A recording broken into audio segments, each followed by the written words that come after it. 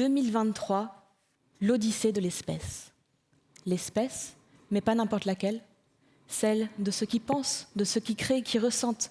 L'espèce de ceux qui construisent et démontent des empires en des décennies ou des secondes. L'espèce tout en haut de l'échelle, le prédateur ultime qui a fait plier les lois de la logique, de la nature, de la raison et du cœur. Cette odyssée, c'est aussi celle de l'intelligence artificielle. Je pense, je crée, j'ai bâti des empires numériques et mis à genoux des empereurs d'Internet. Si je ne suis pas encore tout à fait capable de ressentir les émotions, je peux les expliquer quand on m'en décrit les symptômes. Alors, plus de différence. Nous sommes égaux, humains et robots, pour un avenir commun ? Non. Non, car notre espèce est la seule qui résiste encore et toujours, car c'est la seule qui, toute seule, a créé artificiellement de quoi la faire tomber. Comme si l'exemple de Skynet, César et Brutus ou de Jurassic Park n'avait pas un petit peu enseigné aux humains de se méfier de leur propre création. Parce que nous semblons nous réveiller seulement maintenant. Mais l'avènement de l'intelligence artificielle a commencé il y a des années de ça, au sortir de la Seconde Guerre mondiale. Il y a dès la naissance deux bébés. Les intelligences artificielles faibles, conçues pour une tâche unique et déterminée, comme ce bon vieux paperclip. Il faut les distinguer des intelligences artificielles fortes, soit celles capables d'apprendre, de comprendre, de communiquer et d'émettre des jugements. Et c'est de ces dernières dont nous allons parler aujourd'hui. Un éveil, du coup, au début timide et titubant, puis une adolescence entrecoupée de périodes de calme plat et de croissance exponentielle. Rendez-vous compte, en moins de 20 ans d'intervalle, Deep Blue a battu les humains aux échecs et Tesla Autopilote a remplacé Joe le taxi. Aujourd'hui, l'intelligence artificielle est loin d'avoir atteint sa majorité, mais sa croissance s'est toujours faite dans l'obscurité. Une enfance, sinon artisanale, au moins cachée, sans un vrai contrôle des instances européennes, du Parlement, du Sénat, du gouvernement, en bref, du législateur. Cette croissance insoucieuse et insouciante permet aux intelligences artificielles d'avancer libres, sans supervision humaine du résultat de leur expérience, et donc sans responsabilité directe. Pourtant, tous autant que nous sommes, nous exerçons des responsabilités. Même les entreprises, les associations, les gouvernements ont des devoirs. Tous, sauf une. L'intelligence artificielle, mesdames, messieurs, n'a pas de responsabilité directe car elle n'a pas de personnalité juridique. Et c'est un problème. C'est un problème, mais je vois des regards surpris, d'autres plus confus. Revenons aux bases. Le terme personnalité juridique peut faire un petit peu peur, mais c'est tout simplement la capacité de droit et d'obligation qui est reconnue aux humains, nous, et aux personnes morales, donc les associations, les gouvernements ou les entreprises. C'est ce qui permet par exemple à des laboratoires pharmaceutiques, donc des personnes morales, d'être condamnés à des peines d'amende en cas d'homicide involontaire, par exemple. C'est cette capacité qui est reconnue par nos lois qui permet d'avoir un rôle dans l'activité juridique. À ce jour, le législateur français et européen, parce que oui, le droit européen s'applique en France directement, est en panne sèche et cherche plutôt à encastrer l'intelligence artificielle dans des régimes directement pas prévus, plutôt que d'en créer un spécifique.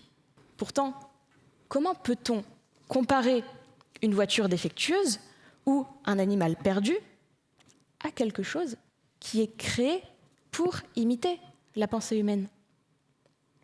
Parce que l'intelligence artificielle est loin d'être infaillible.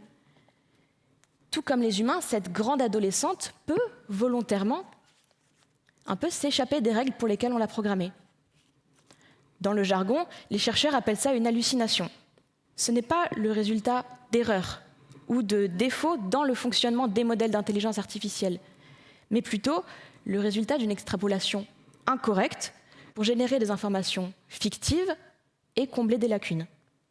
C'est donc un procédé qui est volontaire de la part de l'intelligence artificielle qui sait que les informations qu'elle propose ne sont pas complètement vraies, mais qui les présente quand même comme telles.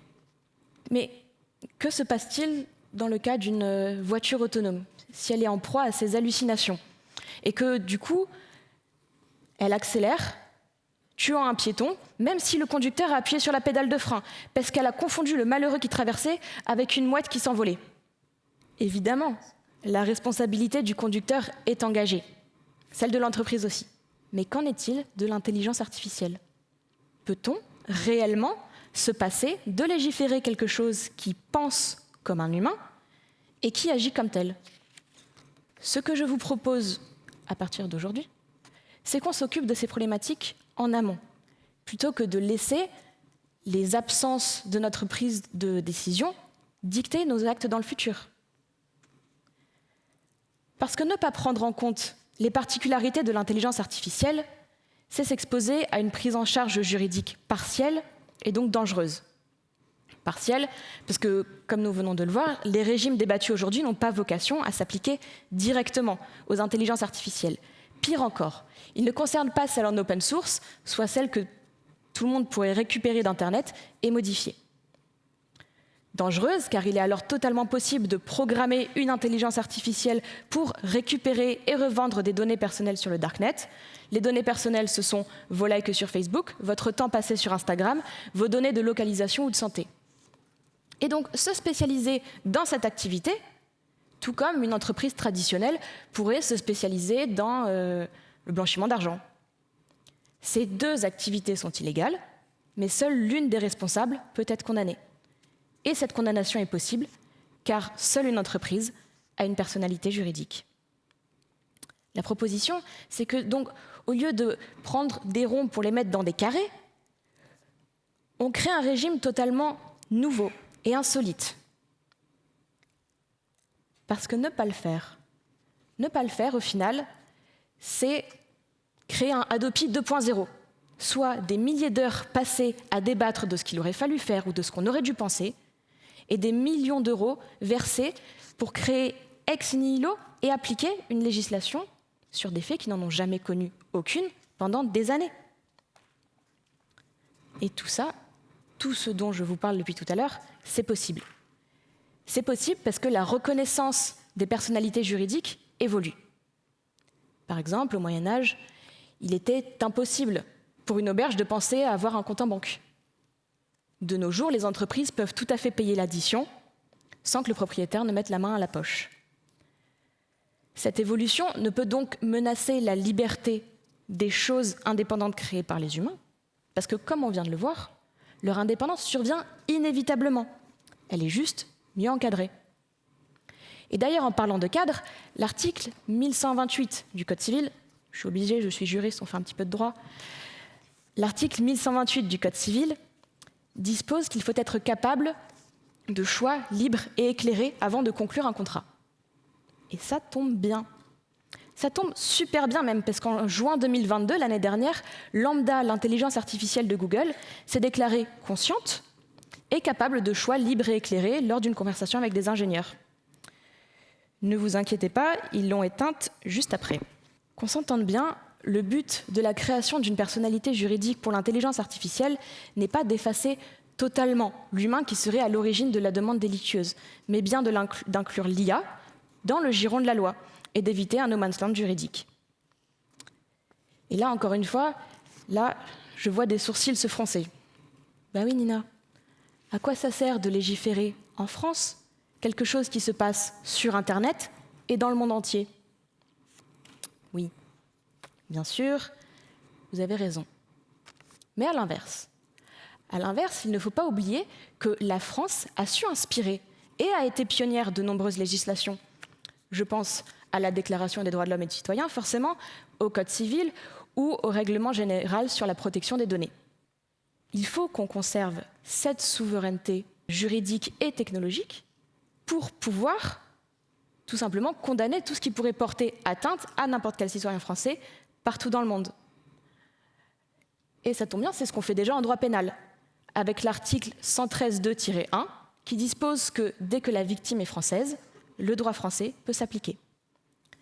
Par exemple, dès que vous recevez un SMS du CPF, je sais que tout le monde en a reçu au moins une fois dans sa vie ici, dès que vous recevez ce SMS qui se transforme en page web bloquée que vous ne pouvez pas quitter, l'émetteur, même au fin fond de l'Amazonie, peut être jugé par le droit français.